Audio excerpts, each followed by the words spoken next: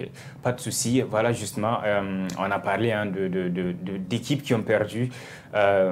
Ils étaient déjà qualifiés. Est-ce que l'on peut considérer, voilà, la majorité, c'est des équipes considérées comme des favoris. Hein. Est-ce que l'on peut considérer ces surprises comme des messages envoyés à tous les pays pour dire non, nous ne viendrons pas faire de la figuration à cette CAN. Les favoris, c'est sur le papier, Lagoune. Je pense qu'à chaque CAN, il y a des surprises. Okay. La précédente édition, je pense, c'est la Sierra Leone qui nous a agréablement surpris. La précédente édition... Il y avait les Comores aussi. Les Comores, autant pour moi. Avant cette édition, c'était le Madagascar qui nous avait 2019. Agréablement surpris. Donc, à chaque édition, je pense qu'il y a une équipe à laquelle on ne s'attend pas forcément au départ et qui, avec son envie, avec sa volonté, va se frayer son chemin. Okay. On ne vient pas à la CAN pour faire le dos rond. On n'est pas qualifié d'avance, on n'a pas gagné d'avance. Le football, ce n'est pas loin de la théorie, c'est ce qui se passe sur le terrain. C'est ce qui se passe sur le terrain. Donc pour moi, les équipes favorites, c'est bien, ça donne de la saveur, ça crée de l'engouement autour de la CAN. Mais pour moi, rien n'est écrit.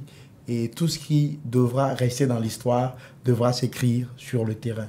Donc pour moi, cette CAN-là, je pense qu'on aura encore beaucoup de surprises. Et peut-être même les équipes qu'on plébiscite.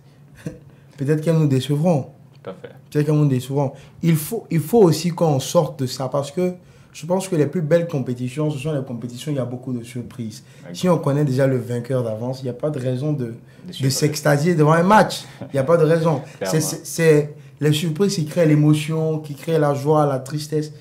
Donc on a besoin de ça dans une compétition.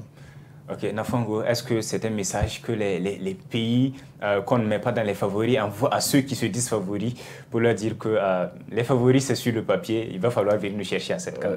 Je l'ai déjà dit dans le fin de mon précédent propos. Okay. Quand on vient à une CAN, une Coupe d'Afrique des Nations, on ne vient pas pour figurer, on ne vient pas pour accompagner, pour applaudir, pour dire voilà, c'est lui le grand.